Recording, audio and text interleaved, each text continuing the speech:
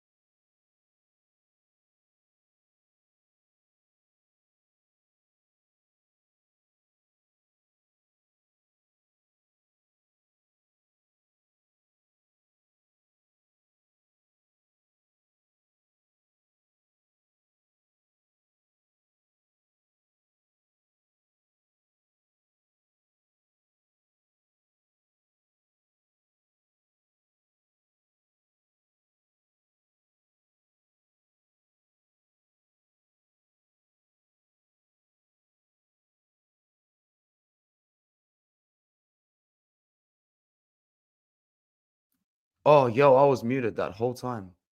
That is awful. Good thing I wasn't speaking about much. Good thing I wasn't speaking about too much. What I was saying was, we are back after an international break, and we have virtually gotten back unscathed, apart from Hakan, who should only miss one game. Now, if you offered me that at the start of the international break, if you said, Anthony, you got to, Hakan misses Verona, but everyone leaves that pitch fit. From Toro to Bastoni to Barella, Fratesi, and the rest, everyone's still ace level fitness.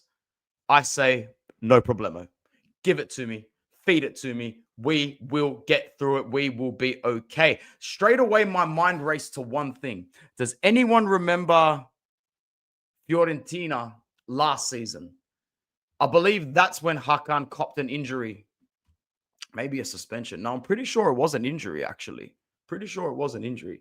Hakan copped the injury, and we had to go and face Fiorentina.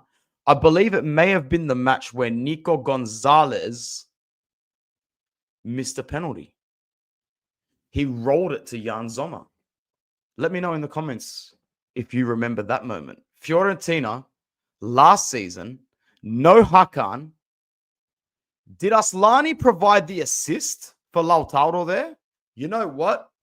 Too much talky, not enough cross-referencing. We've got 7 people, not many here today. That's okay. It was just more so to get some content out because tomorrow morning should be a really good show with Alejandro from the Bianconeri Zone. Our friend will be on the channel for episode 4 of Touchline Talk. Fiorentina, I think it was 0-1 Inter last season, 29th of January. And in that lineup, you will find il numero 21, Christian Aslani. Christian Aslani, you know, not Hakan Çalhanoğlu. Not Hakan Çalhanoğlu. Look at this. That is the team I was talking about. And that is the way I feel right now. I'm getting the deja vu feeling. So the last time we came back from international break without Hakan, he had to miss Fiorentina. Well, we won that game thanks largely to a missed penalty from Nico Gonzalez, who would have come on for Icone. And he just rolled it to Jan Sommer. It was an absolutely awful penalty. One of the worst penalty kicks you will ever see in your life, guaranteed. But there it was. Look at that. Christian Aslani in midfield. And you know what? We could line up with this lineup going into the weekend against Verona, to be honest.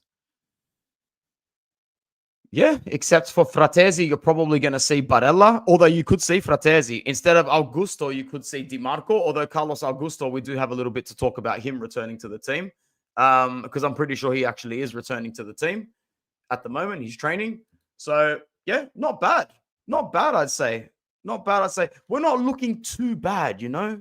We're not looking too bad. And I get it that, you know, sometimes, you know, you lose a player like Hakan to the international break and you're like, ah, shit, just our luck. Have you seen some of the luck of other teams at the moment, man? It is awful. It's absolutely awful, awful stuff. I wouldn't want to be around it whatsoever, but we are around it. We are around it at the moment. I just feel like doing a different background or overlay today. We've been doing the same thing for a while here. That's not too bad, actually, especially since here. Yeah, let's go with this. That's fantastic. Why not?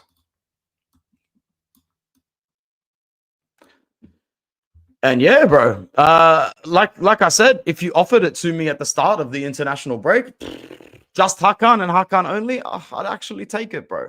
I'd actually take it for one game. We've got a couple of comments that have come in. Still, it's a very small stream today. Only 8 of us here. That's fine. Stanislav says, yo, Anthony, nice to catch you. Greetings from Bulgaria. Big up to yourself and big up to my friend Zir. Make sure you like and subscribe to his channel. Thanks for the membership, my brother. Coming back in to what I expect now going back. We play Hellas Verona, and we should win this game. I know that we are away from home, but Verona are awful. They are shit.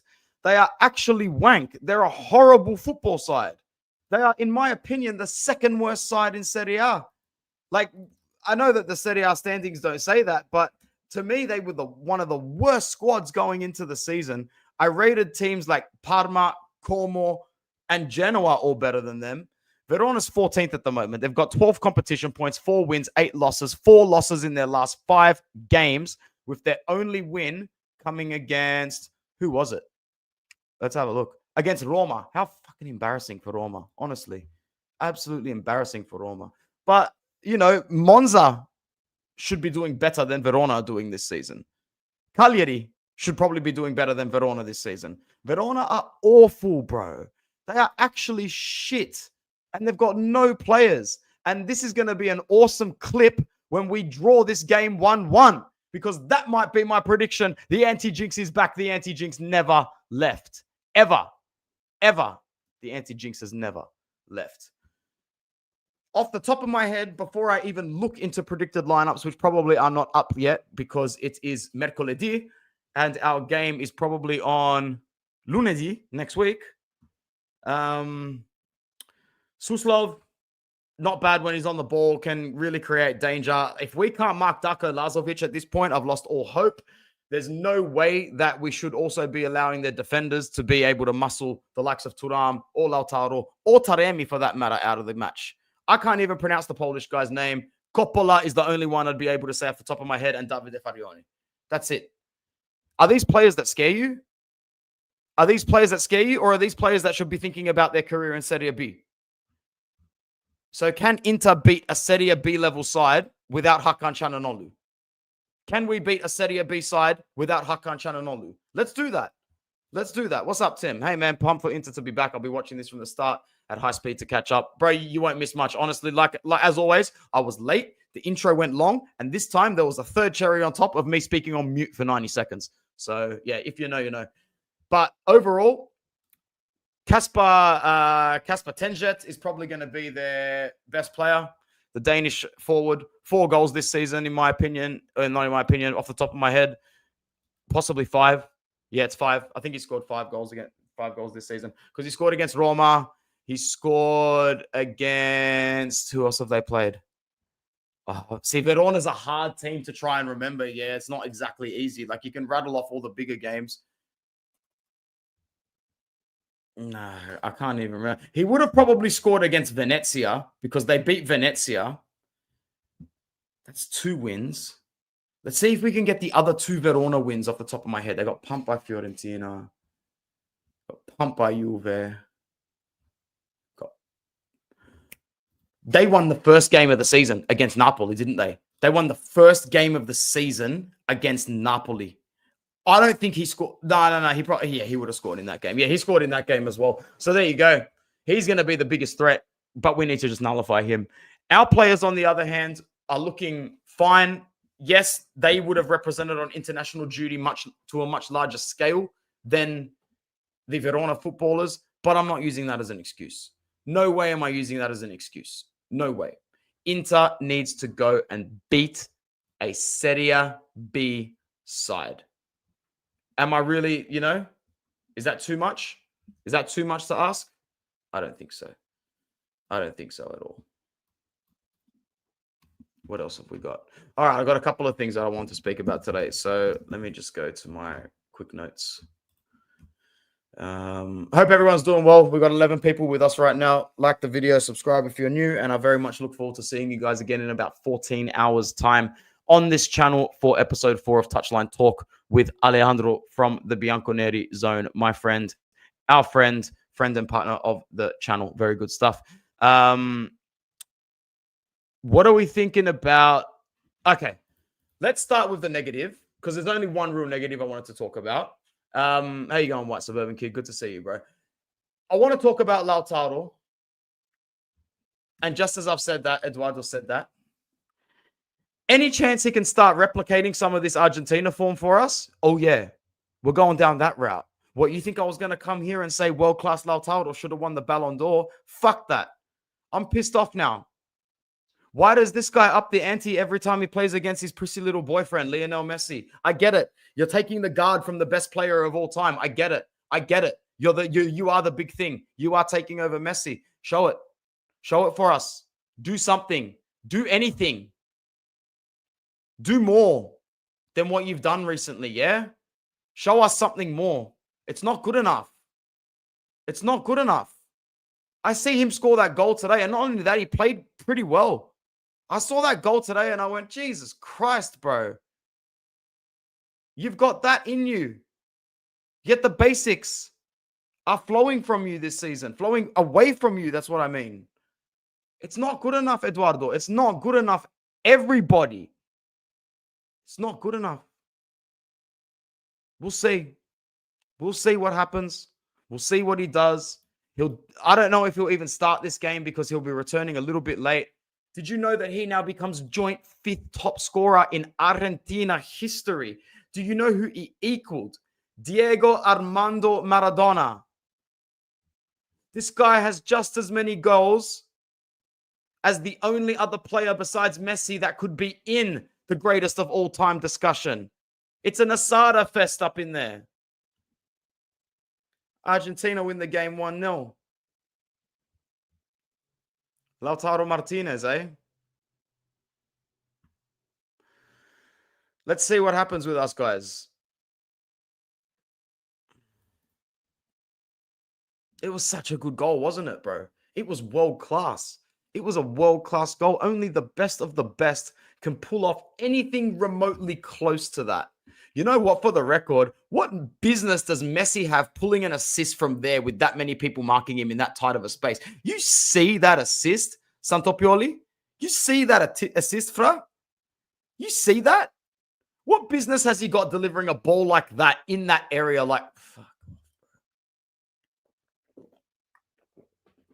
Oh, man, I love Wednesdays.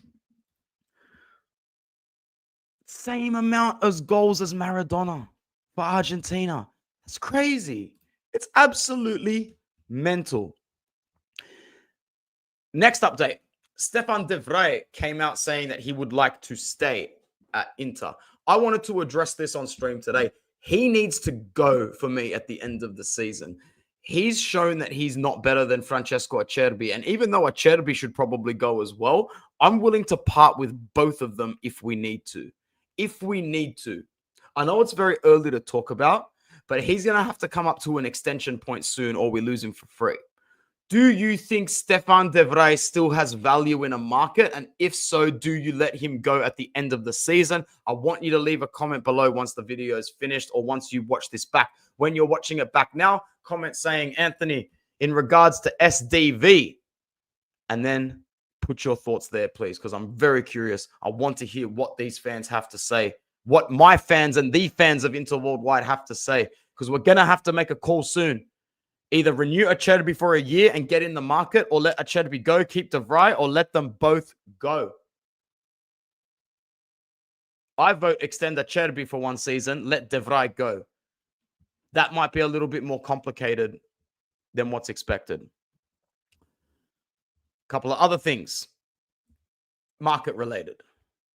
Federico Chiesa, name starting to appear slightly, very slightly in media, in rumors. I'm not really here for it, but if it was to happen, I would support it. for a couple of reasons. One, we need some extra bang for your buck goal wise because Correa, Arnautovic, and even to a slight extent Taremi is starting to show that lackluster side of him in front of goal. We need goals, and we need to guarantee goals if we are going to guarantee a serious challenge at the Scudetto. I'm starting to think we do not have the firepower and we do not have the legs and the forward capacity to end up at the end of the season with more points than Napoli. And I know that that's okay to say because, we should be in a slog. It's November. Titles aren't won in November. They're not even crafted in November. If I remember back to last season, man, I was still shitty in January. We'll see. We'll see what happens. Federico Chiesa, though. What's up, Figo? I would still do it to an extent. And if you would, there's your next chance to leave a comment below. Let me know if you'd go in on the Chiesa deal as well. Tell me what you're thinking so that on the streams coming up, we can get some serious engagement going on the serious topics. Bro, I don't worry that much, man. If you're looking at me, I'm just exhausted, man. I am absolutely knackered today. I'm really, really tired, bro. I could hit that nap straight away after this. But yeah, I'm still very happy with the way the season is sort of going because I didn't expect us to run away with anything this season. And you know what? Our Champions League position at the moment is really, really sexy. I absolutely love that. So far, talking points for today in terms of what you guys need to comment. De Vrij, are we hanging on to him or do we just cut ties? Because let's face it, he just gets skinned more often than not when he plays for us. He's just not a great defender for us anymore, and I don't have as much confidence in him, whereas Acerbi seems to be turning back the clock. That pocketing on Lukaku was absolutely poetic. It was picturesque. That performance should be replayed over and over again. Other headline is that, we're going to rival a couple of the bigger Italian sides for Ricci, I should say. And we can't afford to put money up front. We're not putting money up front for anybody, no matter how young they are. Ideally, that's your Hakan replacement right there. But I'm not going to sit here and say that Ricci is even close to signing for Inter because we do not have the financial capacity to put money up front for anything. Scudetto is near Napoli, and nobody stop being afraid of weakness. Name Napoli. I love you, Figo, but you've been wrong before. And in my life, if you're wrong once, you can be wrong sempre. But however, your Scudetto, my Scudetto. Let's go. Let's do it. Let's do it. Let's do it. So De Vrij said he wants to stay, but it's not really going to come down to what he wants. I know for a fact that Oak Tree want to start cutting salaries, and they'll start with the oldest brothers. They'll start with the vets, man. Guarantee you. They'll start with the vets before they start with the guys earning the big bucks. That's for sure. That's a conversation for another time. I don't think there's anything else market related we need to talk about. I don't think Jonathan David is anything we need to talk about. I hate seeing his name pop up to us. I don't think that we're in for him. I never thought we were in for him. There's no way he's going to come to us. We'll be outmuscled by a bigger club because he's a really good striker and he is available for free. The sort of names that will drop a Paris Saint-Germain are Chelsea, are Arsenal, are Bayern Munchen, are Barcelona. And when those names start cropping up in terms of free agents, we can't offer those wages. And Jonathan David's not going to come anywhere near us. No chance. So no. Lautaro picking up soon. Figo says, hopefully, bro. I really hope you're right. I really, really do, bro, because we need it. We need it badly. Badly. All right. We've discussed Verona. We've discussed what we expect to see the Verona game sort of look like in terms of lineups. We've discussed the market. What else can we talk about today to get through this very, very lovely stream? I know that rumors around Thuram have always been circulating.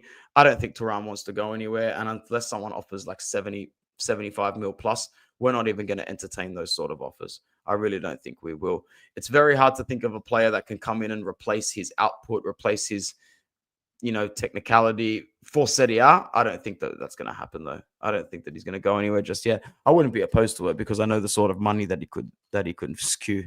That's for sure. I was really, really, really, really happy to see Zielinski go off the game with Poland with no injuries. I think you guys are looking for David, and I think he would be a good player because I think Manchester United, after you guys win the league this season, Manchester United is going to go and get Harry Kane from you guys, in my opinion. So you need to start looking for your Harry Kane replacement. How old is Harry Kane anyway? Like 33 years old? He'll get a couple of good seasons in at United before his career ends, that's for sure.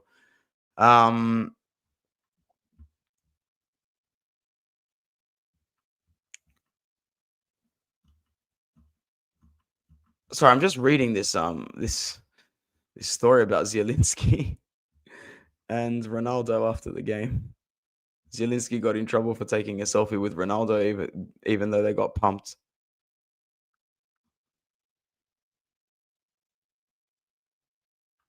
Bro, listen to this. Hey, this is a really good article to bring to this.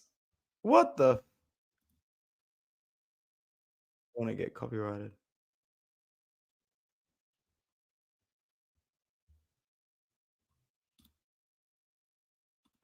Ah, yo. All right, all right, all right. So Polish players, a couple of Polish players. I'm gonna share this. I don't think we'll get cops for this. Check this out and let me know what you think. And when you watch this video back, let me know what you think. Because I'm cool with this. This is fine by me. I'm not a part of the. So we got Poland losing heavy to Portugal. That's Zaluski and Zielinski asking for a quick photo with Ronaldo at the end of the game. Nothing wrong with that, in my opinion.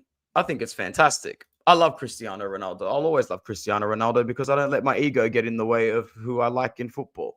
You know, if you're actually going to sit there and hate someone like Cristiano Ronaldo, it has to come from a place of envy, the same way it is for Messi and anybody else that has succeeded to a major level of not only in sport, but in life in general. Zielinski defends Cristiano Ronaldo selfie after EFTAS criticism, with Poland captain forced to explain post-match antics after heavy defeat to Portugal. Poland captain Zielinski made no apologies for taking a selfie with Cristiano despite coming in for fucked us criticism. Us fucked up, maybe? I don't know. Five-time Ballon d'Or winner Ronaldo helped Portugal to a 5-1 victory in his latest outing, with the all-time great adding another 2 goals. The Poles are now facing the threat of relegation out of Section A from the Nations League. Despite that, and with 5 defeats suffered through their last 8 games, Zielinski and international colleague Zaluski were all smiles when posing for post-match fixtures. Yeah, you know what that is? That's because UEFA and the Nations League are an absolute joke. No child knows the Nations League. No teenager grows up supporting the Nations League. We all, from my generation above and even below, we grew up loving every tournament because it had purpose, value, depth, and something to play for.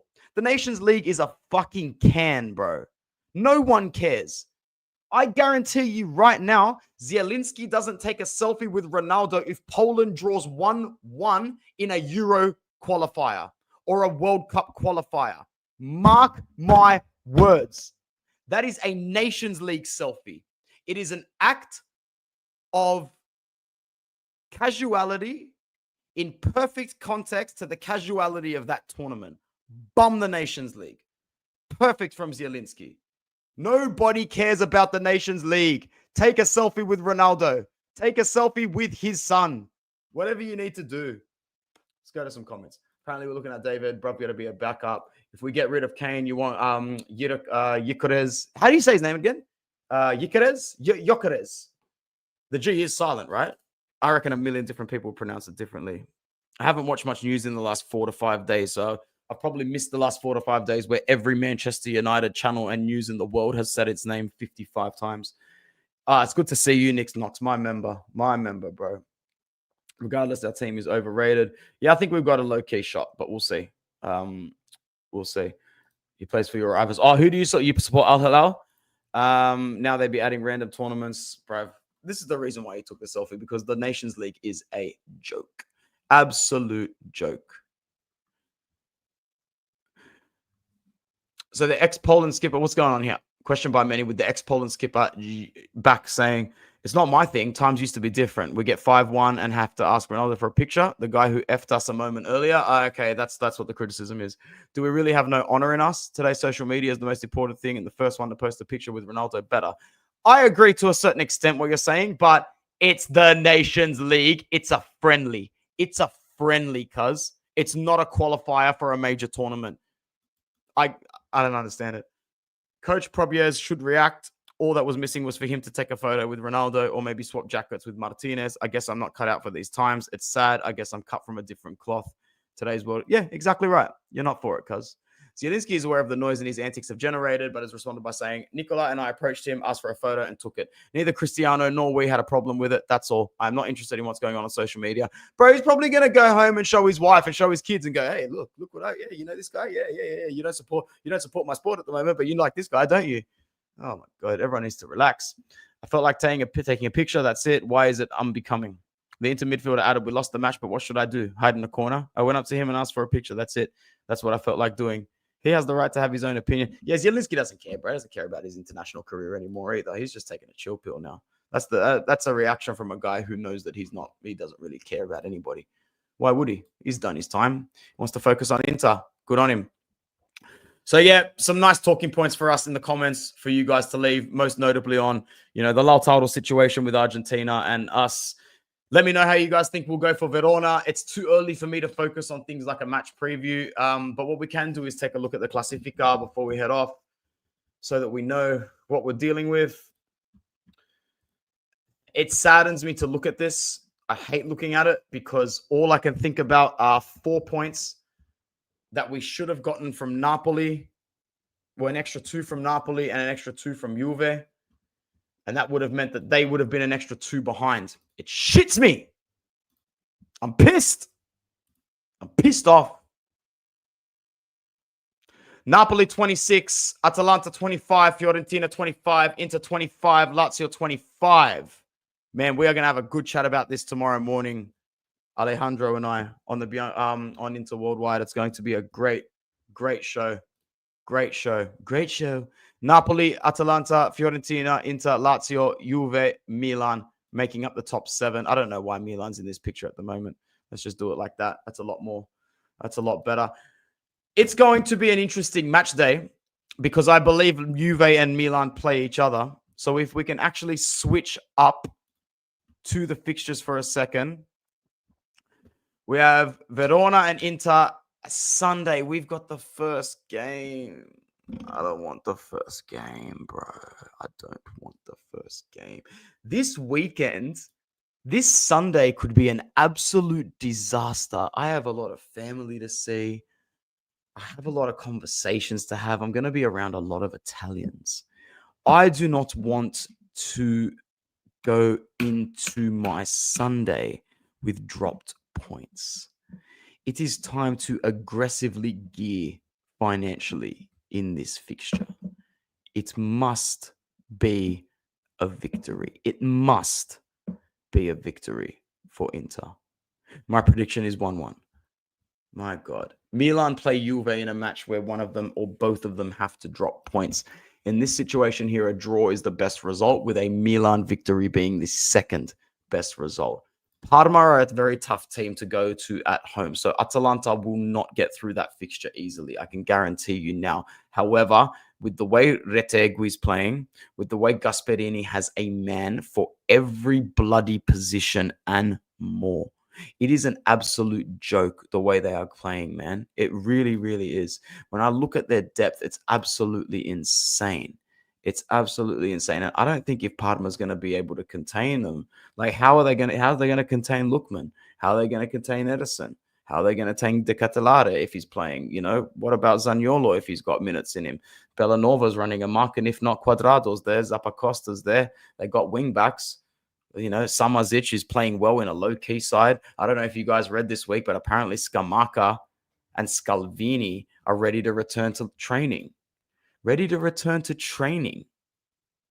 They're on cruciate ligament breakings, not breaks as in time off, broken ligaments. I saw my friend Alberto on the All Juve cast go down the conspiracy route and say, test them. They've always been on the juice. Sí, è vero. They might be on the juice. They might be on the juice, bro. Honest to God. Anyway. Atalanta, they should get their points. They should get their points. Let's go back to those fixtures, shall we? Genoa play Cagliari. Oh, that's another thing I wanted to talk about. I was going to do a short on it, but, I'm right here, right now. Did we not call on this channel multiple times that that Alberto Gilardino would be one of the first, if not the first, sacked managers, see you later, Zia, in Serie A this season. Leave a comment after you watch this back, ladies and gentlemen, if you remember us saying on this channel multiple times, Gilardino's head chopping block, first one this season. More importantly, though, Patrick Vieira, what's he going to do to help? What's he going to do to help? What did he do at Crystal Palace that helped? What's he going to do to help? Be honest. Nothing. Nada. They took Goodmanson. They took Retegui. They took Martinez from Gilardino. Didn't replace them properly. Didn't replace them. That is the situation with Il Grifone. Cagliari might just slap him up away.